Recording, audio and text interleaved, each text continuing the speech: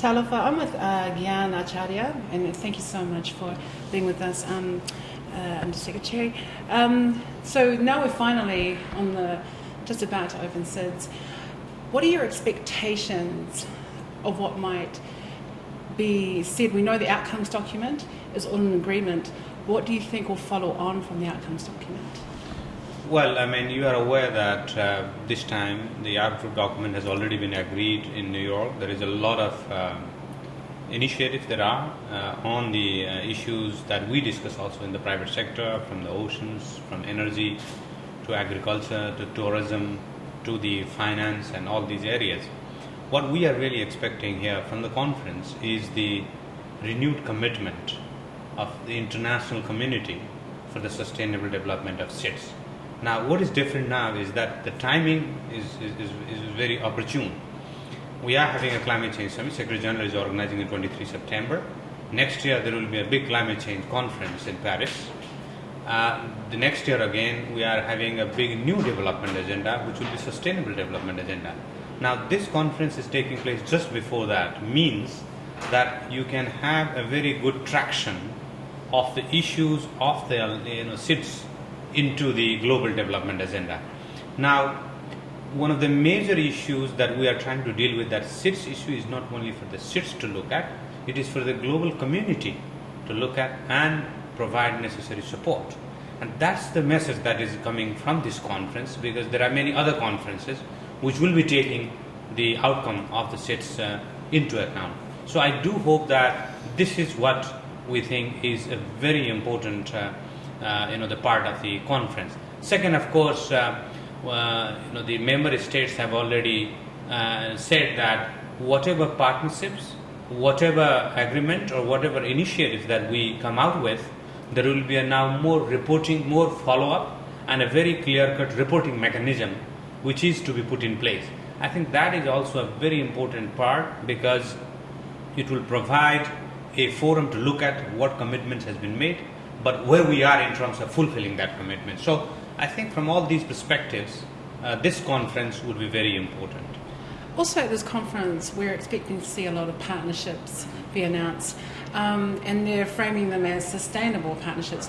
What do you think that term sustainable, what are we covering in that word? Well, I mean, sustainable partnership will have to be a little different than the traditional partnership, in the sense that it has to look at social equity side. It has to be inclusive. It has to be really getting into the activities of the people, whether it is women, whether it is youth, whether it is about the marginalized population. It has to benefit them as well if there is any partnership. For example, if it's in agriculture, is it the agriculture only for those who are doing in a big scale, or is it about agriculture who are doing as their basic livelihood?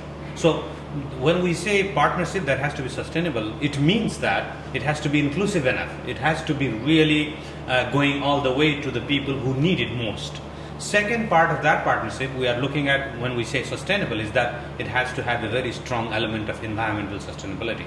Now, we may have a lot of progress that we may be making in some of the areas, but in the short term, if you are not really protecting your natural capital, if you are not really promoting or protecting your environmental asset, then that partnership will not be sustainable in the long run.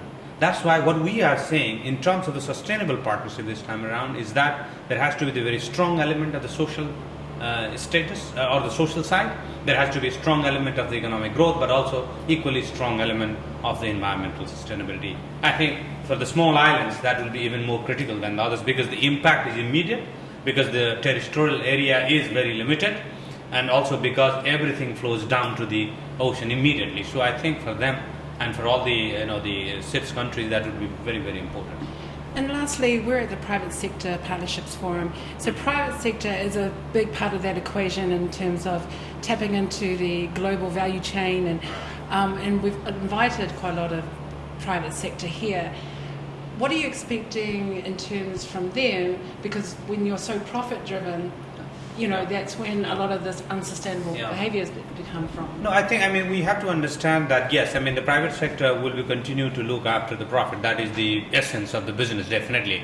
But what we are trying to see, and what we have heard during the last 2 days of many of the private sectors, is that they also think that if they focus on the inclusiveness and also sustainability, it makes a longer term business sense as well. If they look at the longer term, they want to protect whatever they are getting the benefit from. Now, for example, if you are engaged, you heard yesterday during the tourism session that they were saying that if you are engaged in tourism, we have to be sustainable, because the product that we are looking at, if we disrupt it, then there will be no more tourists coming to see it. If you have the oceans, and if there is pollution, and if there is the acidification, if there is a bleaching, and there is everything, and then why do people will come here? That's why I think that type of engagement and that type of realization coming from the private sector, not we telling them, but they themselves telling us that they also would like to do that. They also like to contribute to that when they want to develop, for example, destinations. They want to see to it that that is sustainable, that is inclusive, that involves the local communities as well. I think that is what we heard yesterday. Same thing about the technology. Look at the Google and others. They are trying to do it, having a vision of the underwater and promoting it globally. You heard about the Philips lighting. This is also private sector.